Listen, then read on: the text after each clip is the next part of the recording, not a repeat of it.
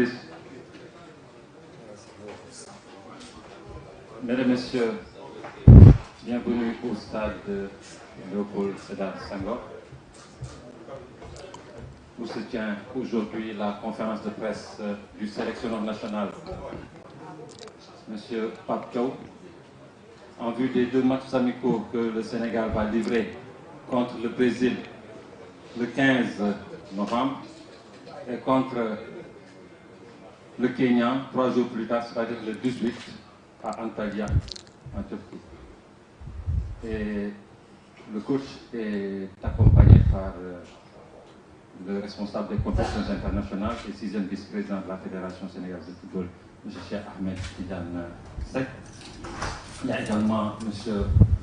Fofana Abdoulaye, qui est conseiller du président de la Fédé, en charge du suivi de la communication, pratiquement de la stratégie de communication et des relations extérieures. Alors, le format, vous l'aurez compris, se déroulera ainsi. Le coach va publier d'abord la liste. Par la suite, il y aura la série de questions-réponses, d'abord en français, et puis le wolof suivra. Nous vous invitons à mettre encore une fois les téléphones sous silence et les photographes, s'il vous plaît, les flashs, si ça peut s'arrêter dès qu'on aura démarré. Merci. Coach, vous avez la parole. Bonjour Cara, je pense.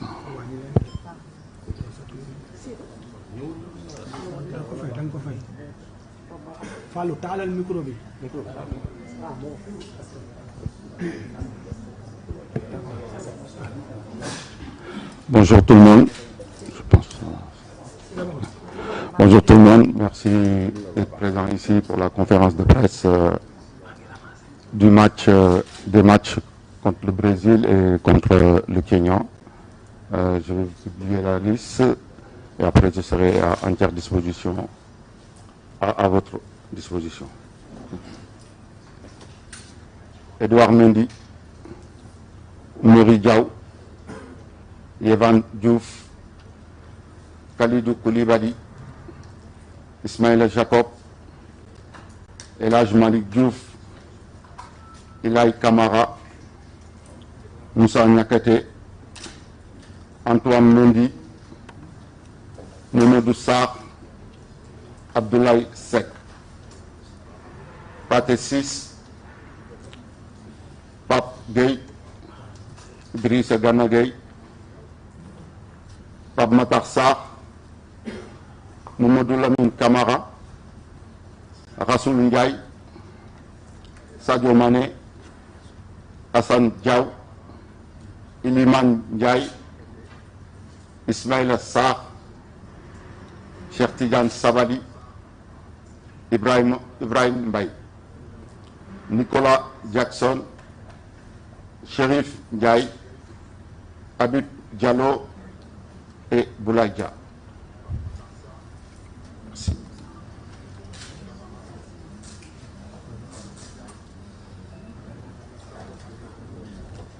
Merci. Alors, Président, nous allons commencer cet exercice questions-réponses. Nous allons ouvrir d'abord une première liste. Je vous rappelle que la première partie se fera en français. Mamadou Ndiaye.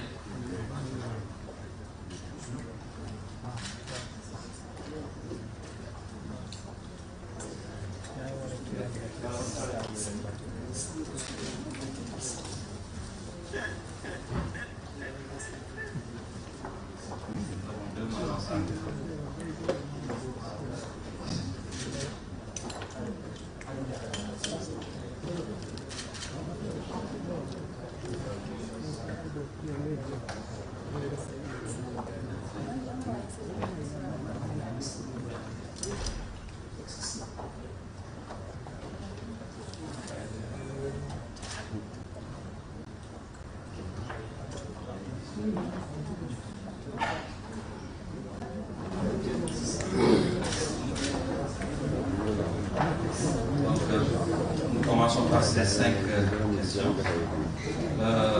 La première question, c'est Mamadou Ndiaye.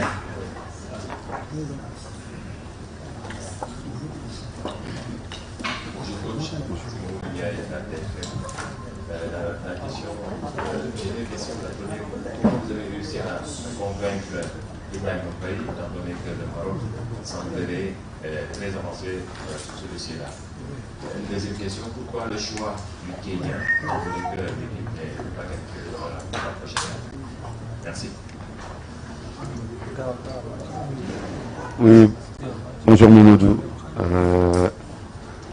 Comment j'ai réussi à convaincre Ibrahim Mbaye? Je pense que quand le choix vient du cœur, c'est plus facile. Donc voilà, après les joueurs, je pense que...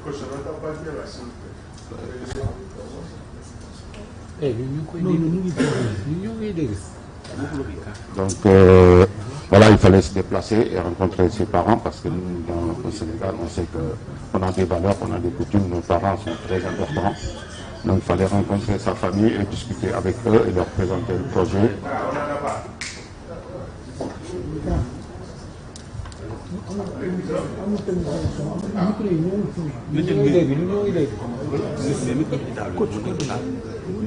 Continuez.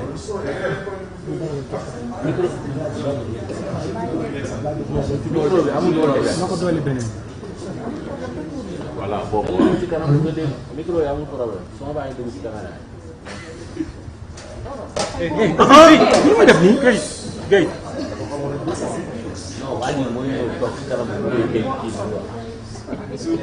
Bon, comme je disais, comment j'ai réussi à convaincre la famille, je préfère parler déjà de la famille. Parce que pour nous, nos valeurs ici au Sénégal, c'est important les parents. Donc il fallait rencontrer ses parents, en discuter et aussi rencontrer les joueurs, présenter le projet.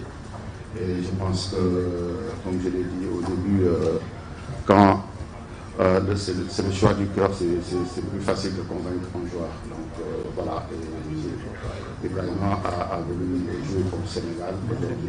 Quand j'étais parti voir, on a montré qu'il voulait être là, donc il est là. Donc, on sait que nous avons fait. Voilà. Et par rapport à la deuxième question, pour le Kenya, je pense qu'on connaît les qualités du Kenya. Donc, c'est des équipes qu'on va trouver de ce genre à la CAN, plus pour la CAN. Donc, il faut se préparer et on sait de quoi servent les matchs amicaux. Donc, c'est pour corriger, essayer de mettre des choses en place. Moi, je pense que ce n'est pas l'adversaire qui est important. Le plus important, c'est nous, qu'est-ce qu'on veut mettre en place. Et je pense que ces deux matchs nous servent à ça, même si on sait qu'il y a un premier match qui est une crème pour tout le monde. On ne présente pas qui est le Brésil, mais après jouer contre le Kenya, pour moi, c'est un bon match pour nous. Merci. Le suivant. Le suivant, c'est Ibrahim Malang Saleh. Bonjour coach, c'est Malang Saleh, coach, l'équipe que vous avez pris des rênes de l'équipe nationale du Sénégal, vous avez au moins réussi à convaincre 4 binationaux à rejoindre les réunions à Santiago quelques mois. Aujourd'hui, vraiment, c'est quoi exactement ce projet ici? La deuxième question, depuis 3 mois, on annonce l'arrivée de Malick Thiaw à l'équipe nationale. Là, le joueur n'est pas. Est-ce qu'entre-temps, la position du joueur a changé ou aujourd'hui on peut s'attendre à voir le joueur sur la liste du Sénégal? Oui, je pense que pour le projet, aujourd'hui le Sénégal se vend bien, on le sait, même si j'ai un projet à présenter aux joueurs. Aussi, c'est des joueurs qui se sentent sénégalais. Donc après, comme je l'ai dit, c'est plus facile de les convaincre aussi avec un projet, aussi de montrer qu'on les veut, on les aime, et ce sont nos enfants, et après, ils sont là pour défendre les couleurs de leurs parents, certains de leurs ancêtres. Donc je trouve ça vraiment génial. Donc par rapport à la deuxième question, c'était quoi? Par rapport à la zone de Malick Thiaw, est-ce qu'entre-temps la position du joueur a changé? Bon, écoutez, hein, comme on dit, hein, les sélections, c'est une question de timing. Donc, je l'ai fait comme avec Malik, comme avec tous les autres joueurs. Donc, voilà, après, pour moi, c'est le temps de réflexion. Il est en train de réfléchir, donc laissez-le. Donc, on verra plus tard qu'est-ce que ça sera la réponse. Donc, voilà, après, c'est la décision lui revient. Moi, j'ai fait ce que j'avais à faire en tant que sélectionneur. Et aussi, voilà, après maintenant, c'est le joueur qui choisit. Mais après, ce que je sais, c'est que ce joueur aime son pays, aime le Sénégal. Donc voilà, maintenant, attendons de voir. Khadim Diakhaté.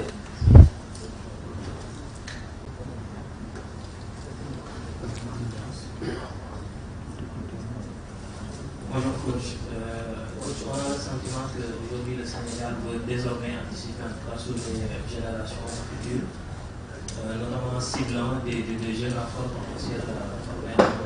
Est-ce que c'est une politique fédérale planifiée ou plutôt une opportunité selon les profils et les besoins de l'équipe? Et deuxième question, on vous a vu récemment au Parc des Princes et vous avez réussi en tout cas à enrôler Ibrahim Mbaye. On vous a vu aussi du côté de Marseille. Est-ce que vous avez eu à échanger avec Louis Jean-Bas? Merci. Excusez-moi, c'était quoi la première question? La première question, c'est votre stratégie. Est-ce que c'est une politique fédérale planifiée ou plutôt une opportunité selon les profils et les besoins de l'équipe?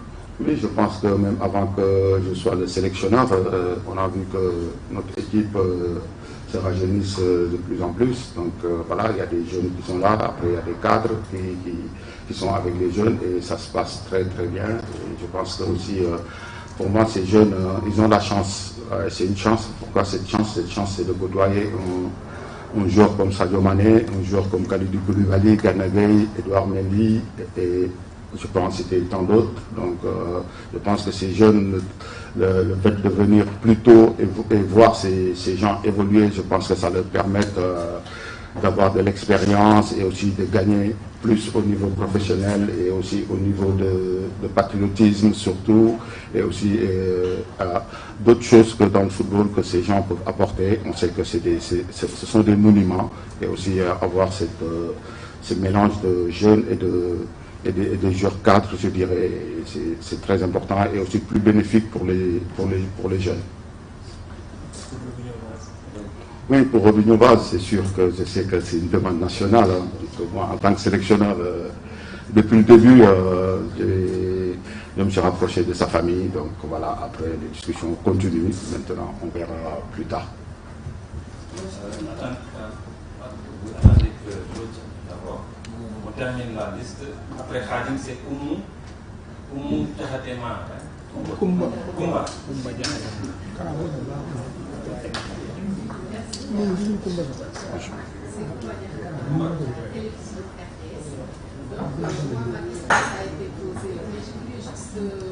Cette décision par rapport à Malik Diaw, qui est une demande nationale également. Vous dites qu'il est en train de réfléchir. Est-ce qu'aujourd'hui, les Sénégalais peuvent garder espoir par rapport à une éventuelle réponse positive face à la Chine? Comme on dit, hein, quand il y a la vie, il y a espoir. Malik, comme je l'ai dit, j'ai fait ce que j'avais à faire. J'étais parti le voir 2 fois et il m'a très bien reçu. La première, c'était quand il était au Milan, et la deuxième, c'était à Newcastle, quand il jouait contre le Barcelone. On a bien discuté. Donc voilà, après, il y a des dossiers plus compliqués que d'autres, parce que quand même, Malik a déjà porté le maillot allemand. Donc on sait que pour les Allemands, quand on joue pour la Mannschaft, il y a des primes qui sont versées, des droits d'image. Et donc, ce n'est pas des choses faciles à gérer. Et aussi, c'est une somme vraiment, je ne veux pas vous dire, ce n'est pas du tout une somme dérisoire. Donc, voilà. Donc, laissez-nous le temps de réfléchir et de voir comment on va gérer ce dossier. Et aussi, c'est notre fils, il me l'a montré, il le montre, il est tout le temps au Sénégal en vacances. C'est quelqu'un qui aime le Sénégal. Donc, voilà, après, son choix lui appartient. Donc, on lui laisse ça. Donc, oui, merci. Au suivant. sera chef Tidiane. Mais je demanderai tout simplement qu'on pose une seule question, s'il vous plaît. Là, j'ose vous me le concéder déjà. Bien sûr. Alors, comme dit, on a l'âge de l'abondance également faire venir l'instant. Alors là, en revenant sur cet âge, c'est ce que j'aimerais avoir l'état d'esprit, sachant qu'il y a peut-être des choses pour le fait du Sénégal, qui également. J'entends pas. Je disais tantôt qu'il y a un âge qui a tendance également faire de l'investissement. Alors, je voulais revenir à ça, jusqu'à la question que je voulais poser, c'est savoir dans quel état d'esprit, sachant que vous avez de bons joueurs qui peuvent rivaliser avec eux. Alors, comment vous faites concrètement pour concrétiser vos questions? Vous arrivez à passer des livres, par exemple? Oui, bien sûr, surtout quand on a un effectif comme ça. Donc on voit partout les joueurs sénégalais. Et d'après ceux qui sont tout le temps là, présents par la tanière, déjà, j'ai du mal, j'ai mal à la tête. Donc c'est pas une équipe facile à faire. Donc comme on dit, une sélection, c'est question de timing. Donc voilà, et après, les joueurs doivent être toujours prêts. Parce que quand même, bon, je regarde tout le monde, tout Sénégalais, parce que la porte, elle est ouverte à tout le monde. Donc, voilà, après, quand le joueur est là, si on lui donne la chance, c'est à lui de saisir sa chance. Et aussi, nous, on est là pour l'accompagner, pour accompagner tout le monde. Donc voilà, en tant que sélectionneur, et tout le monde est au même pied d'égalité. Et comme je le fais avec tout le monde, allez les voir. Et je pense que c'est important pour leur montrer qu'on les suit, on est derrière eux. Parfois, je peux voyager, aller voir les joueurs, mais c'était juste pour les regarder, pour leur parler et les expliquer aussi le projet pour que demain, quand ils seront là. Merci. Nous ouvrons une seconde liste. Fatima. Fatima. Fatima. Ne vous plaît pas de les hommes ont changé. Attendez, qu'on termine avec eux. Fatima et Alamine.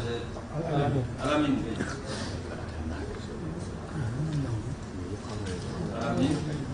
Suivant.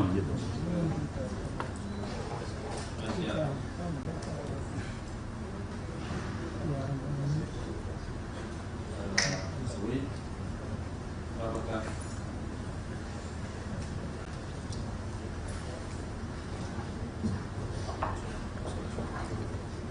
Oui, derrière.